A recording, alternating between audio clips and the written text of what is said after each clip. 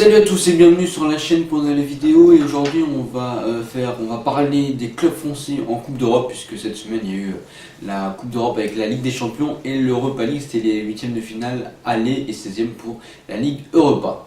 On a donc 4 clubs français qui ont joué cette semaine, avec le Paris Saint-Germain face à Madrid, l'OM face à Braga, Nice face au Lokomotiv Moscou et Lyon face à Villarreal. Alors on va commencer par le match du Paris Saint-Germain. Paris Saint-Germain qui s'est incliné donc 3-1 face au Real Madrid, alors que Paris menait 1-0.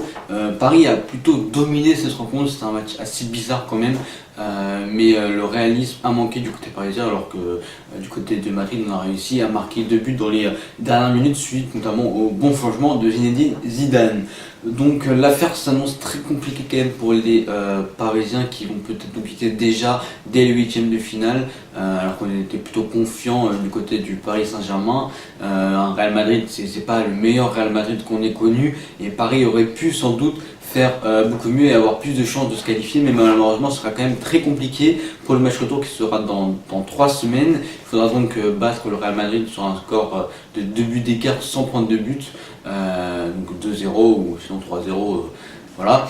Mais c'est surtout voilà, le troisième but surtout du Real Madrid a fait très mal, et les Parisiens qui ont quand même bien joué. Ça m'étonnerait, parce que quand tu joues bien et tout ça au match aller, après tu as quand même d'énormes regrets.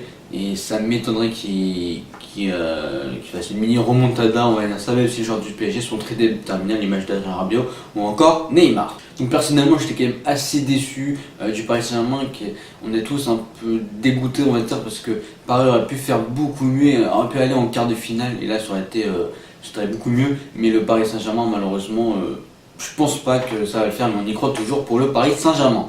Heureusement, l'OM nous a remonté le moral en Ligue Europa face à Braga. C'était à Marseille, victoire 3-0 des Marseillais dans ce match des 16e de finale de la Ligue Europa, avec un doublé de Valère Germain et un but de Florian Thauvin. Donc c'était un match parfait pour les Marseillais, un match vraiment plein des joueurs de Rudy Garcia, avec du jeu, des buts.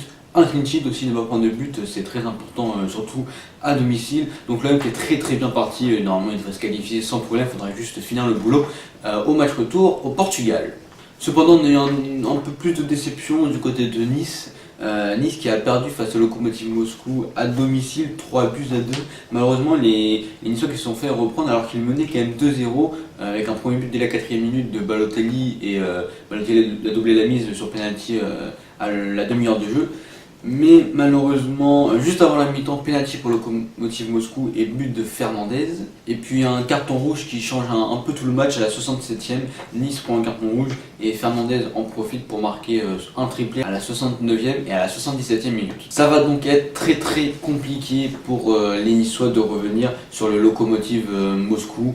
Parce que perdre 3-2 à domicile, je pense qu'on a perdu les Niçois dans cette compétition. On est quand même assez déçus. Mais bon, finalement, on attendait surtout Marseille et Lyon, et Nice, bon, c'est que du bonus, on va dire. Mais Nice, surtout vu la physionomie de match, aurait pu faire beaucoup mieux. Mais malheureusement, je pense pas qu'on la retrouvera. Mais on y croit toujours pour le match au retour la semaine prochaine. Et puis on va finir par Lyon. C'est également une satisfaction, ce dernier match des clubs français en Coupe d'Europe. Victoire de Lyon 3-1 face à Villarreal sur sa pelouse. C'était par rapport à Marseille, c'était quand même une plus grosse équipe, Villarreal. Et Lyon a réussi à s'imposer, mais quand même une difficulté, parce que 0-0 à la mi-temps. C'était un match assez équilibré. Mais dès la deuxième mi-temps, Ndombele a marqué à la 46e, puis Fekir 3 minutes plus tard. Mais les Lyonnais se sont fait surprendre tout de même en contre par Fornal à la 63e minute. Et à Doha, ça faisait pas la même chose, il fallait donc marquer le 3e, mais Genesio a fait des changements, notamment avec l'entrée de Memphis Depay à la place de Aouar, et Depay notamment a marqué à la 82e sur une belle frappe au 25 mètres je crois, et qui permet donc aux Lyonnais de mener 3-1 et de l'emporter le match 3-1, et ce but est très important en vue de la qualification des Lyonnais, qui devront simplement réussir à garder ce résultat au match retour et essayer de prendre un minimum de buts et au moins marquer un but, ce qui est faisable, je pense, parce que le point fort de Lyon c'est plutôt l'attaque. Et je vois donc Lyon se qualifier, Lyon qui a une très belle option, comme l'Olympique de Marseille.